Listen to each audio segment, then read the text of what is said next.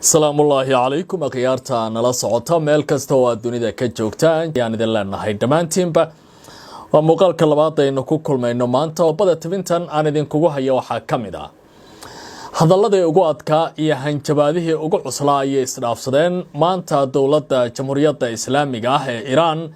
iyo madaxweynaha dalka Mareykanka Donald Trump waxa uu leeyahay Iran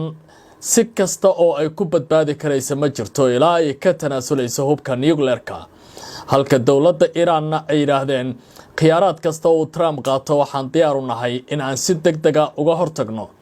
hadal la yaab leh ayuu jeediyay wasiirka amuraha dibadda ee jamhuuriyadda islaamiga ah ee Iran Abbas Araghchi oo aan ku lafaguri doona barnaamijka xilliga aan idinla joogo ee khiyaarta ay nala socotay khilaafaad siyaasadeed oo aad u xoogan ayaa u dhaxeeya dowladda isutaga Imaaraadka Carabta iyo waliba nidaamka gacan ku samayska ah ee Israel warbaahinta gobolka bariga dhexe qaarkood waxa ay ku waramayaan inay dhamaatay xiriirkii loo yaqaan bisha malabka markii labada dhinac ay bilaabeen in ay isfashilaan oo ay ku dagaalamaan warbaahinta horteeda haddaba arrintan sidee loo macnayn karaa Israelna waxay dabin la raadinaysaa wadanka isutaga Imaaraadka Carabta oo ah inay gaarsiiyaan meel aysan ka soo laaban karin Maxamed bin Said ayaa la eegayaa sida uu uga jawaabi doono arrintan haddii aan eego isla wararka gobolka bariga dhexe dowladda Iran ayaa waxay leedahay dagaalka gobolku ma dhammaan karayo ilaa iyo inta wararku ay sheegayaan baalayri la xaqiijin doono in marinka Hormuz ay yeelan doonto dowladda Iran oo caalamku ay si weyn arrintaasi uga garaabayaan taliyaha ugu sareeya ciidamada dalkaasi Iran waxa uu leeyahay waynu dagaalami doonaa ilaa dhibicda ugu dambeysay ee dhiigga ay ka bixi doonto korkeena isla markaana aan dunida macsalaameyn doono qodobada soo baxaya waxay tilmaamayaan in lagama maarmaan uu noqonayo dagaal mar kale gobolka bariga dhexe ka dhaca oo xaaladiisa aad looga dayrinayo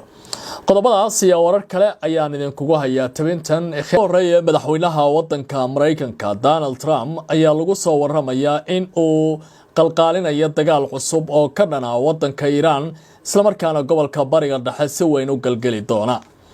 hadalkii ugu dambeeyay dalkaasi uu ka sheegay waxay ahayd in uusan aqbali doonin nuclear inay haystaan ama ugu yaraan ay qaataan heshiis ay ku joojinayaan bacriminta hubkaasi muddo 20 sanadood madaxweynaha dalka Mareykanka Donald Trump ayaa sheegay in uusan wax diidma ah ka qabin in Iran ay hakiso barnaamijkeeda nuclearka muddo 20 sanadood balse wuxuu carabka ku adkeeyay in arrintaasi ay noqoto heshiis dhab ah oo la isku halayn karo oo caalamka hortiisa lagu galo Trump oo ka hadlayay xaaladda wada xaajoodka nuclearka u dhaxaysa Washington iyo Tehran ayaa yiri wax dhib ah igama haysto in Iran ay joojiso barnaamijkeeda nuclearka muddo 20 sanadood laakiin waa in ay noqotaa ballanqaad dhab ah oo la isku halayn karo ayuu hadalkiisan ku sheegay hadalkan ayaa imaanaya xilli xiisada ka dhaxaloosan Mareykanka iyo Iran ay cirka isku shareereysay kadib dagaalkii iyo wada xaajoodkii hagadka galay muddada bisha ku dhow oo dhinacyadu ay wali heli laayeen ajanda rasmi ah isku raacaan maamulka Trump ayaa muddo dheer ku adkeysanayay in ay weerari doonaan wadankaasi haddii aanay joojin bay yiraahdeen arrimaha la xiriira nuclearka iyo qatarta caalamku ay ku hayso dowladda jamhuuriyadda islaamiga markii uu Trump hadalkaasi sheegay isla markaana ay soo baxayaan khiyaaraadka military ee dowladdu ay qaadan karayso waa Washington Tehran ayaa ku jawaabaysa hadalkii ugu cuslaa oo Trump dhagihiisa xanuujiyay wasiirka amuraha dibadda ee wadanka Iran Dr. Abbas Araghchi oo ah diblomaasi gaamuray waxa uu leeyahay innaga dagaalka waxaynu hadda u noo yahay guulo ballaaran oo waxaynu qabjabinay dalkii Mareykanka ahaa ee qatarta weyn ku ahaa adduunka saatee tilaabooyinka hadda in hor yaala ma aha kuwa la cabsi gelinayo wadankan Iran dowladda Iran ayaa si taxadar leh uga falcelinaysa hanjabaadaha cusub ee madaxweynaha Mareykanka Donald Trump ee ku saabsan suurtagalnimada weerar military oo cusub oo ka dhana Iran kadib safarkiisii Shiinaha iyo kulankii uu la yeeshay madaxweynaha dalkaasi Xi Jinping mas-uuliyiinta Iiraan waxay sheegeen inaysan fududeynayn hadallada Washington inkasta oo ay raadinayaan ama ay shaki gelinayaan weerarada Mareykanka iyo weeraha ka imanaya. wasiirka muraha dibadda ee Iiraan Abbas Araghchi ayaa sheegay in dalkiisu uu ku jiro heerkii ugu sareeyay ee diyaargarowga isagoo si uu uga hortaga baa layiri weerar kasta oo nacasnimo ah oo ay soo qaadaan dhinacyada ka soo horjeeda. Araghchi waxa uu sheegay in Iiraan ay horey 2 jeer ula kulantay cadaadis iyo culaysyo military oo Mareykanku uu sameeyay sidaas darteedna hadda ay leedahay khibrad wanaagsan oo ay ugu babac dhigi karayso dalkaasi Mareykanka. hadalkiisa waxa uu dhigmaa guulguul inta uu ka jiro colaadda tooska kaama goyso sidaas darteed ma jiraan buu leeyahay cabsi weyn oo hadda in hortaagan. dhinaca kale dowladda Iiraan ayaa soo bandhigaysa shuruud kale oo cusub oo ay ka mid yihiin arrinta marinka Hormuz iyo qaabka loo ebi karayo colaadda haddii Iiraan nabad laga raadinayana ay tahay muhiimadda jidadkaasi in la soo maro. Iiraan ayaa tallaabo istiraatiiji ah ku furtay marinka maraakiibta ee Shiinaha oo kaliya si Hormuz ay u isticmaalaan taasi oo loo fasiray baa layiri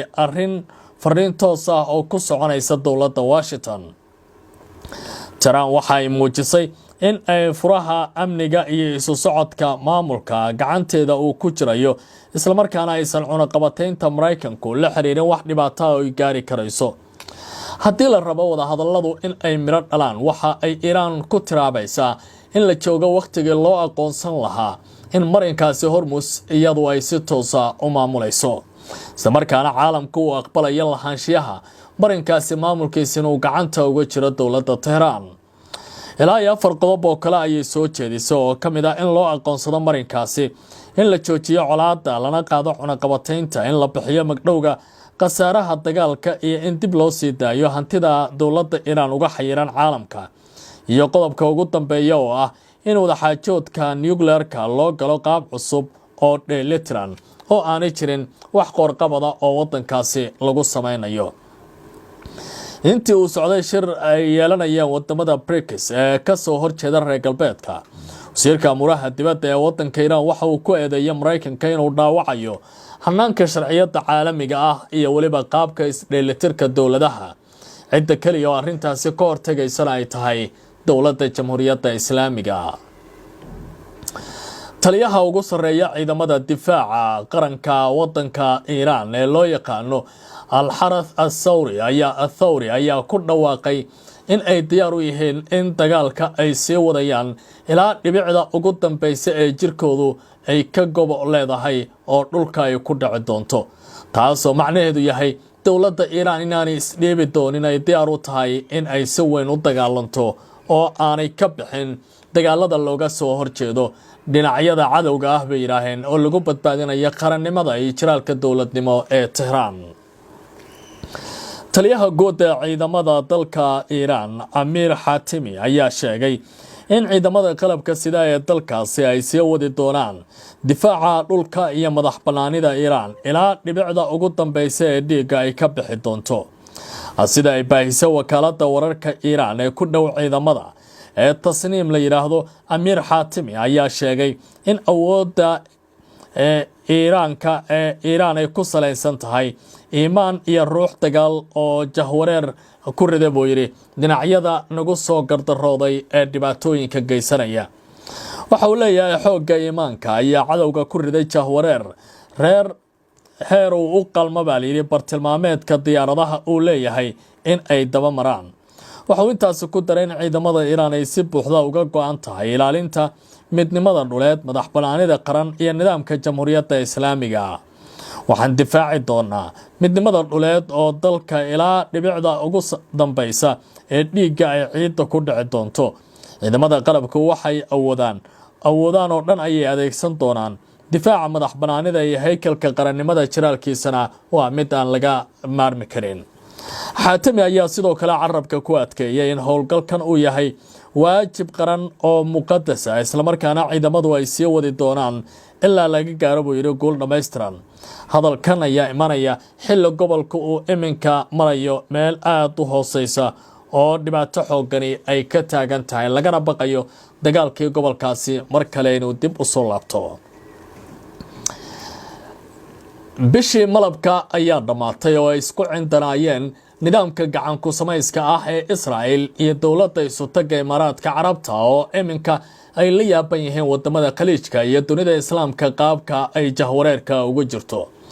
arrintani waxay ka dambeysay markii xafiiska ra'iisul wasaaraha Israa'iil uu soo bandhigay arrimo sir ahayd oo dowladdaasi isutaga Imaaraadku ay aad uga caroodeen. waxaa cirka isku shareeray xiisadda cusub ee u dhaxaysa dowladda isutaga Imaaraadka iyo waliba nidaamka Israa'iil kadib markii ay soo baxeen warar la xiriira booqashooyin qarsoodi ah oo la sheegay in madax sare oo Israa'iili ay ku tagaan magaalada Abu Dhabi intii uu socday dagaalka Mareykanka iyo Israa'iil ay ku jiteeyeen wadanka Iran. xiisaddan ayaa soo ifbaxday kadib markii ra'iisul wasaaraha Israa'iil Benjamin Netanyahu uu shaaciyay in Netanyahu uu booqasho qarsoodi ah ku tagay Imaaraadka isla markaana uu kulan la yeeshay madaxweynaha wadankaasi Mohammed bin Zayed Al Nahyan. xafiiska ra'iisul wasaaraha nidaamka ayaa booqashadaasi ku tilmaamay inay tahay guul taariikhi ah oo dhanka xiriirka labada dhinac balse ma uusan sheegin waqtiga saxda ah ee faahfaahinta heshiisyada la gaaray la dhameystiri doono. arrintaasi markii ay banaanka u soo baxday xafiiska warfaafinta amuraha dibadda ee dalka Iran, dalka isutaga Imaaraadka ayaa ku dhawaaqay doodaasi inay tahay mid jaban oo waxba kama jiraan isla markaana la doonayo in lagu marin habaabiyo guud ahaanba caalamka. wakaaladda wararka Imaaraadka ayaa si rasmi ah u beenisay wararka sheegaya in Netanyahu iyo wafdi military iyo kuwa sirdoon ay tageen dalka toddobaadyadii la soo dhaafay. bayaan ka soo baxay Abu Dhabi ayaa lagu sheegay in xiriirka Imaaraadka iyo Israa'iil uu yahay mid rasmi ah oo ku dhisan heshiiska Abraham isla markaana uusan ahayn baaliri mid ku dhisan sir iyo qorshayaal qarsoon oo qudba sir ah. Imaaraadku waxa uu sidoo kale sheegay in warbaahintana ugu baaqay inay ka fogaadaan baahinta wararka aan la xaqiijin. warar kale ayaa soo baxaya oo la xiriira khilaafaadkan inay haatan cirka isku shareerayo. warbaahinta Israa'iil ayaa sii kordhisay baaliri cadaadiska kadib markii la sheegay in taliyaha guud ee Israa'iil ee Eyal Zamir uu isna booqday Abu Dhabi maalmo ka hor isagoo la kulmay madaxda sare ee Imaaraadka.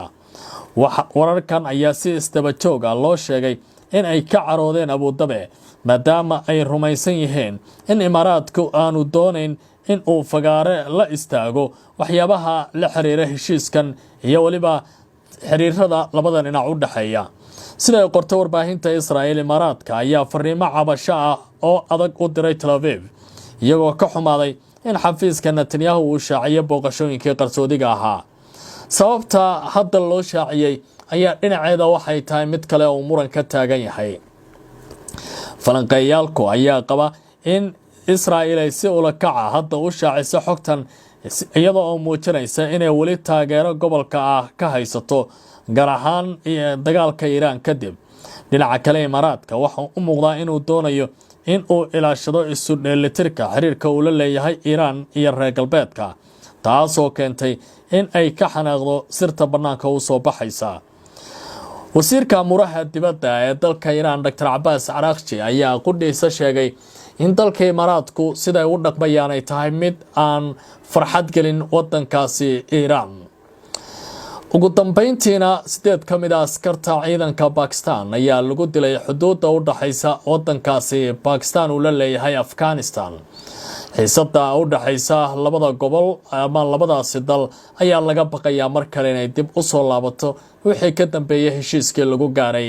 dalka Qatar kadib markii dhinacyadan ay si weyn dagaal iskula galeen. akhyaarta nala socota ay jimco wanaagsan ayaan idin leeyahay. tabinta labaad ee maanta iyo baahinteena wararka gobolka iyo faaqidaada taxliilinta caalamka iyo diblomaasiyadda intaas ayaan ku soo goobaya. si wada jira ugu xirnaaday channelkan iyo kan kale ee Barrow Show iyo barta Facebook oo aan dhammaantood idin ugula wadaagayo xogta ugu dambaysa. waa mahadsantiin.